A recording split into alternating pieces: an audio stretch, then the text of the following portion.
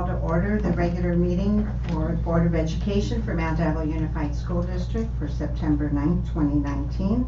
Start with roll call. Mr. Lawrence? Here. Ms. Mason? Here. Ms. Mayo? Here. Ms. Cowan? Here. And Ms. Durkee is here. First, item 2.0, we're going to have public comment. The public may address the board regarding any item within the jurisdiction of the Board of Education of the Mount Diablo Unified School District that is not on this agenda. These presentations are limited to 3 minutes each, or a total of 30 minutes for all speakers, or the 3-minute limit may be shortened. If there are multiple speakers on any one subject, the public comment period may be moved to the end of the meeting. Speakers are not allowed to yield their time, so I think we should be fine with a 3-minute limit. And so we always like to add, if you haven't participated in this before, our role as board members during public comment is to listen. We're ruled by the Brown Act, and that prohibits us from responding in any way, shape, or form, other than to maybe ask a clarifying question.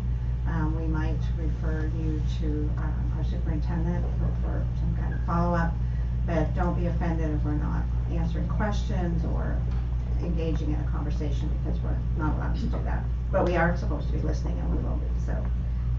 So our first person is Carmen Torres.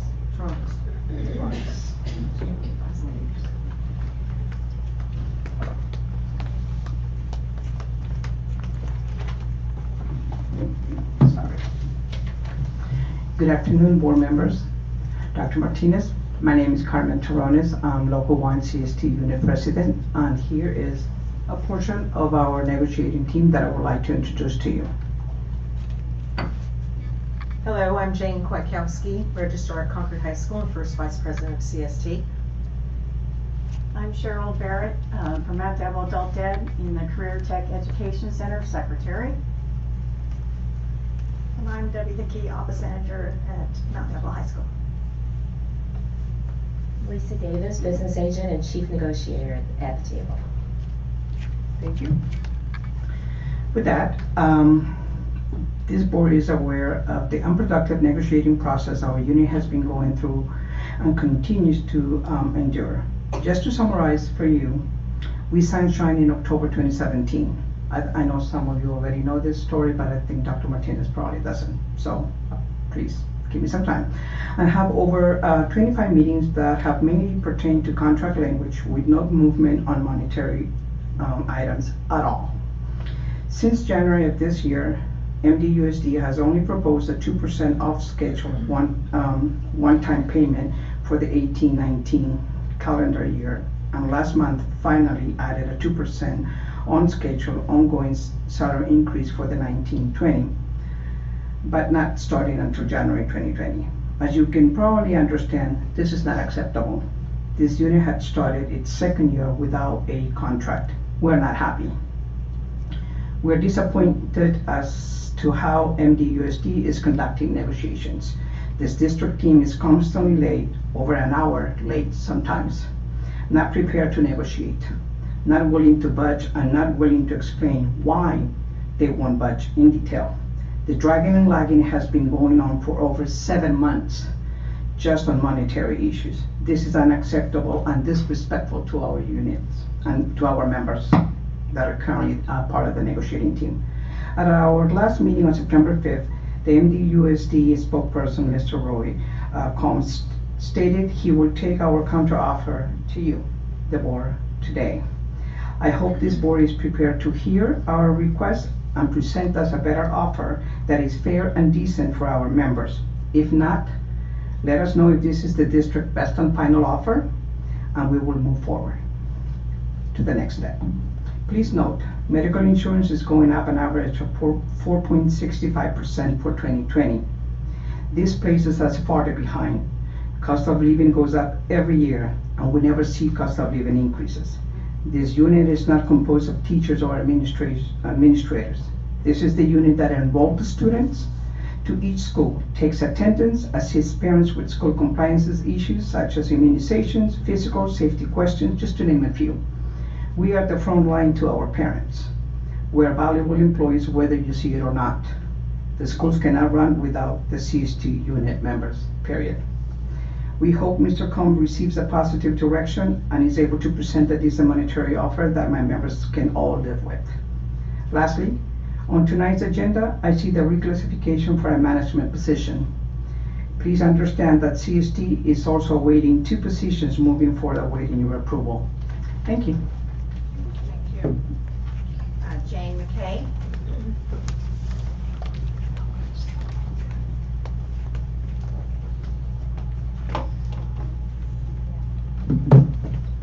Hello, my name is Jane McKay. I'm here today in support of Doug Scott and requesting that he be reinstated as a teacher at College Park High School. I know I wasn't able to make it to the last session, but I know there was an overwhelming show of students here for him, and I ask that you please consider the student testimonies, the letters, the petitions, and the presence at the board meetings. Seriously, people are so busy these days that that many people could come show up for somebody says a lot, and I ask you to think, what does it take for someone to show up for someone like that? Every year on April 22nd, I hear someone say, Happy Earth Day, and Mr. Scott's voice echoes in my mind, and I know he's right, and he would say, every day is Earth Day. And I guarantee that his former students and current students also hear his voice echo in their mind on Earth Day. Mr. Scott was my biology teacher 20 years ago. He's been in my life repeating, every day is Earth Day, for all the years since the single year that I had him as my teacher. He was one of the most memorable and impactful teachers that I've had the pleasure of learning from. You have to know that before I had Mr. Scott, I really didn't believe in myself and science. I pretty much had planned to take his class and be done with science forever. But he was really engaging, and I enjoyed science in his class. He brought in plants, he brought in earthworms, he showed us videos with relevant content, and utilized unconventional methods that brought science to life. Mr. Scott is able to bring in real-life examples that students relate to and takes into account current events and pop culture and uses that knowledge as an access point to connect with his students and engage them. And his methods and passionate personality can often be perceived as radical, but that's exactly what makes him so memorable and so impactful. Mr. Scott's not just teaching science, he's actually helping students understand science, and that's very different. After I had Mr. Scott, after I thought I was going to write off science, I went on to study science by personal choice. I took anatomy, physiology, microbiology, chemistry, organic chemistry, and environmental sciences. I later worked at laboratories with chemists, biologists, and botanists. He helped shape my future and inspired me to believe in myself and my capabilities. I have tremendous gratitude for my experience with Mr. Scott and his infectious, relentless passion and level of commitment both to his students and to science. We should treasure teachers like Mr. Scott, not terminate them. Please rethink the decision to terminate Mr. Scott's employment and ask yourselves, what is the measure of a teacher's success and impact? Think about the faces of those who showed up on his behalf. Those were decades of impact. That display of support alone demonstrates his passion is imparted and adopted by his students, and that his students value him immensely. I always believed that the future would hold more opportunities for me than it did for my parents. And today I hope the future of our youth will have the same opportunity that I had. So ask yourself, what does it take to have all those people show up for you? The answer is it takes an extraordinary teacher. Thank you very much. Dorothy England. And I forgot to talk about the little lights. If you're not familiar, you'll have a green light, and then you get a warning with a yellow light, and then when it's red, the 3 minutes are up. Thank you, and that's a difficult speech to follow. Good evening, President Durkee, members of the board, Superintendent Martinez, staff, and members of the public. My name is Dorothy England. I emailed you in advance of this evening's meeting on behalf of Mr. Scott, and I'm not going to repeat what I believe you've already read, but I hope that you will carefully consider the questions and concerns that I relayed in that correspondence. Instead, I want to recall an incident or meeting from several years ago when Northgate parents wanted to secede from Mount Diablo School District. The parents had jumped over several hurdles and were finally able to make it to a hearing. I remember Gwen Regalia, then mayor of Walnut Creek, addressing what I can only describe as a mob of parents, educators, and students, a fairly unruly mob. And I remember how she said toward the beginning of her speech, they are entitled to the process. And I think she followed that with something along the lines of, that is why we are here, to honor that process, make sure we're going to follow the process they are entitled to. And upon hearing her comments, it seemed like a sudden hush fell over the crowd, and although there were a number of angry people, the meeting actually went very well. Since then, I've often run into situations where someone didn't follow the process, acted out of turn, etc. Many of those cases, process failures meant loss or defeat for whoever failed to follow the rules. I've observed this time and time again when the district has failed to follow timelines or implement IEPs and 504 plans. And I'm concerned the district has or will fail to follow the required process and applicable laws and regulations in Mr. Scott's case as well. So I'm asking you tonight to please not be hasty in your deliberation and decision regarding Mr. Scott's future and the future of the students who are eagerly awaiting their teacher's return. Please take the time to really delve into the detail and the allegations on both sides. After all, there are 3 sides to every story, his side, her side, and the truth that lies somewhere in between. Remember, you are dealing with a human being who, like everyone else, is unique, flawed, vulnerable, and most importantly, loved, appreciated, and supported by many students, parents, and faculty who have had the pleasure to know him, to learn from him, and to be inspired by him. Please try to be as objective and fair as you can possibly be. Thank you. Thank you. Hannah Carter.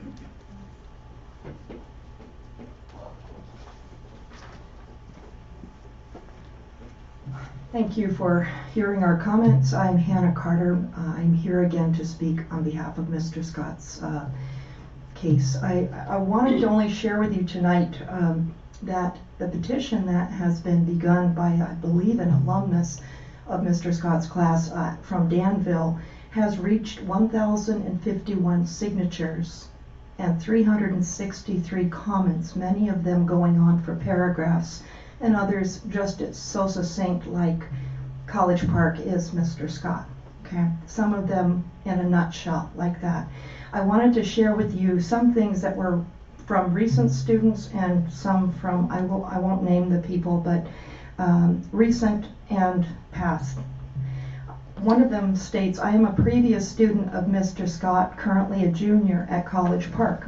So pretty recent. And Mr. Scott was my freshman year biology teacher. I heard about his credential possibly being taken away forever. I would just like to bring to your attention how I feel about Mr. Scott. Every day at lunch with my friends, I would always start the conversation off with all the interesting things I learned in Mr. Scott's class that day. If Mr. Scott left teaching, College Park would never be the same. Mr. Scott is the best teacher I've ever had, and I'm sure that many can agree with me when I say he is the only teacher that I've actually noticed to have so much passion in what he teaches. Before I had him, I had no idea what I was interested in or what college I might attend. But throughout the year being in his class, I realized how much I love the earth I live on, how much I want to help the environment. My life and what I want to do with it became clearer and clearer every day I sat in his class. It goes on and on. I'm not going to read the whole piece to you, but she ends like this. Every day is Earth Day. That's something I will remember forever. And who taught me that? Mr. Scott. Maybe I'm only going to share one other one with you. This is an alumnus who had Mr. Scott many years ago. Doug Scott is the reason I got through high school. He was open, honest, real, and motivating at every step. It is because of him that I had the confidence to go to college and continue to law school. I became an adjunct professor at Santa Clara University School of Law because I wanted to be for students what he was for me. Taking this man out of the classroom is doing a disservice to every student he could teach. My concern, board members and superintendent, is that protocol may not have been followed in Mr. Scott's case to date. It really is a concern. Last 2 weeks ago when I was here, I could barely hear the call-out result that I believe was staff have been instructed or directions have been given to staff, but it was really hard to hear.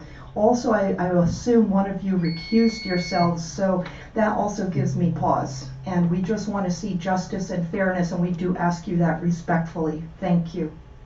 Thank you. Susan Turnblom?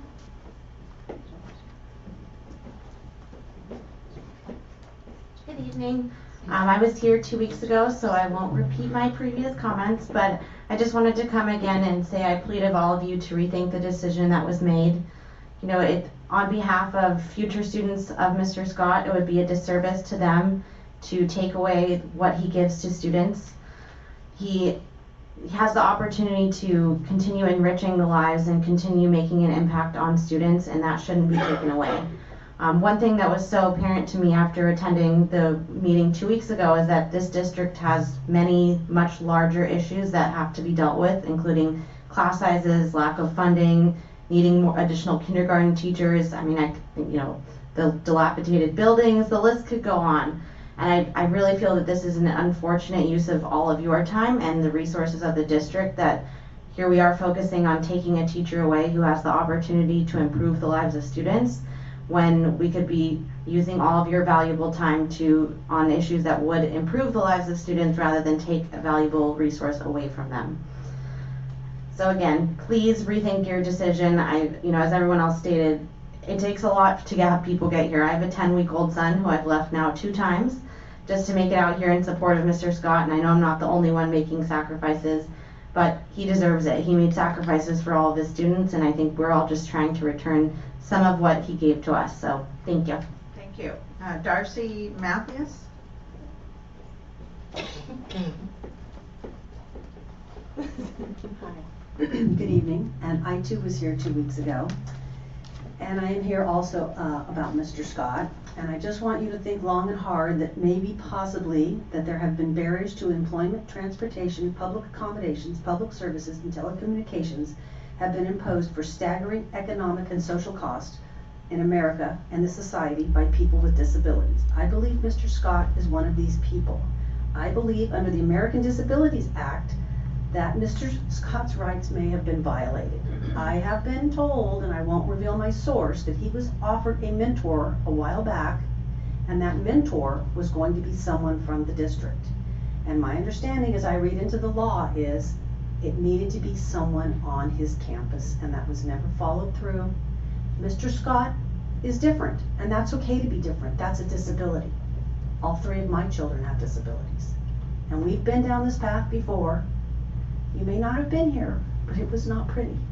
It was not a pretty sight, suing the district and going into Oakland and going into court and finding out that your lawyers changed dates and times on documents of mine, and I won.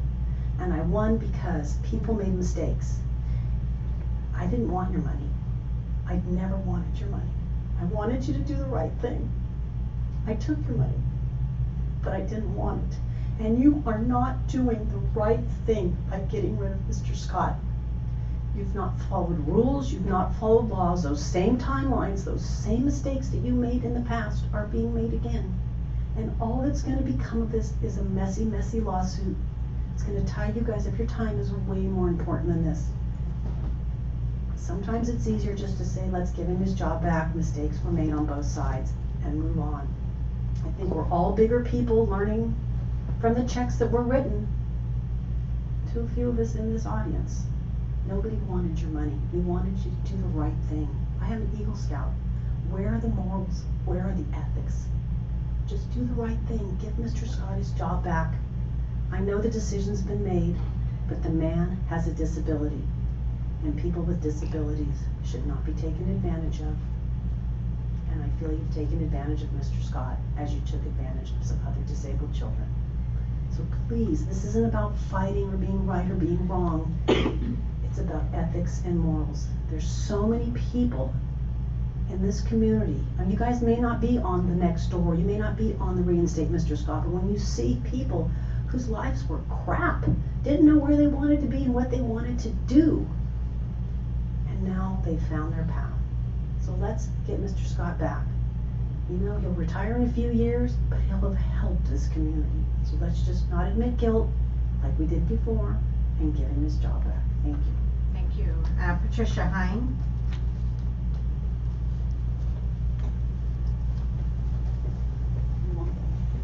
Good evening, members of the board, Dr. Martinez. My name is Patricia Hine, and I'm a parent of a College Park student who happens to be in the audience here. And he sent you an email last night, so you've heard from him. My son has always hated science. For every year, he hated it. Last year, he took biology with Mr. Scott and had an amazing educational experience. In fact, biology was his favorite class. So much so that it inspired him to take physics this year, and he plans to take chemistry next year. I implore you to listen to the public outcry and reinstate this talented teacher. We've heard from students dating back years telling us that Mr. Scott inspired them to pursue careers in the science field, taught them to love and value and protect the earth, to view every day as Earth Day. These children are our future. It's been said that the mediocre teacher tells, the good teacher explains, the superior teacher demonstrates, the great teacher inspires. I fear that the bureaucracy has lost sight of the fact that Mr. Scott is a masterful teacher. His passion has inspired many young lives over the course of a 28-year teaching career. Please do not let College Park lose this talented man. I am troubled that a year ago, Mr. Scott's personal property in his classroom was discarded, and he was not given notice and a chance to remove it. Donated furniture that he used in his classroom to teach the students was found in a dumpster, crushed into pieces. And when he was fired, he was only given a few moments to gather his belongings and load it onto his motorcycle, which of course was impossible. I am deeply disturbed and appalled that the district would treat a 28-year employee like this, without civility, without basic respect, cruel.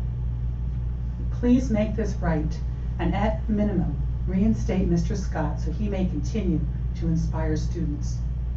And please, reach an agreement with our teachers. As a voter, it is my expectation that you will prioritize our children's learning experience and give our teachers the tools they need to do their jobs. Thank you. Thank you. Darren Rice.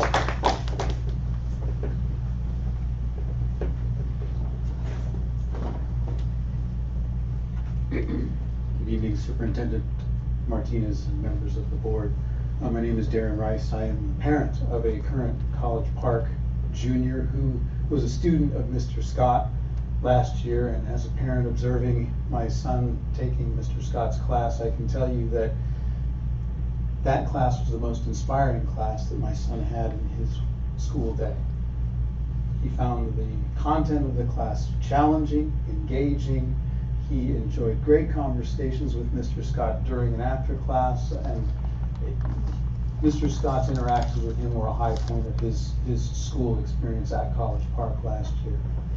I would reiterate, and when I heard about it, I was completely appalled that it was even, that there's been no remediation to it, but that Mr. Scott's entire career, all the memorabilia of his life at College Park was essentially bulldozed out of his classroom and pitched into a dumpster.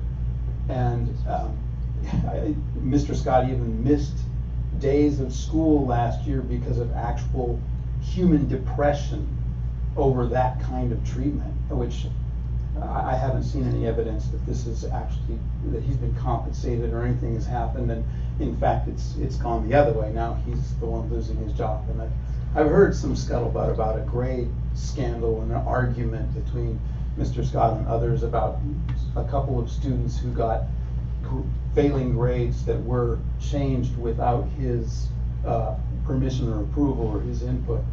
And I've heard about Mr. Scott's somewhat maybe eccentric teaching style, and he doesn't use Aries, and he's, you know, ladies and gentlemen, all of our mentors, all of our people who are in the public sphere who inspire us, they were educated in systems that didn't have computers. The people you looked up to when you were in high school and college, the educated individuals that you admired, they didn't have Aries. Their grades were posted on the wall, just like Mr. Scott posted his grades on the wall for his students. What am I saying? I'm saying, look at this man whose history with this district dates back almost 30 years, and question yourself, are you going to throw 30 years into the dumpster over some present moment difficulties? And he's been wronged. He's been egregiously wronged. And now he's been slapped in the face. Do you want to go to your grave with that on your conscience? I think you need to fix it. He may have significant recourse to law. Please address the situation appropriately. Thank you. Thank you very much. Okay, that's the end of our public comment request, and so I'm going to share the agenda for our closed session. 3.1 is item number 1, discipline dismissal, release, or reassignment of public employee, Government Code Section 54957B1, one case. 3.2, item number 2, anticipated litigation, conference with legal counsel pursuant to Government Code Section 54956.9B, 3 cases. 3.3, item number 3, negotiations. The board may discuss negotiations or provide direction to its representatives regarding represented employees pursuant to EERA, Government Code Section 3549.1. Agency negotiators, Dr. Robert Martinez, Lisa Murphy Oates, Roy Combs, and Rose Ramos. Agencies, MDEA, DMA, MDSPA, CSCA, CST Local 1, and Teamsters Local 856. So we are now adjourned to closed session.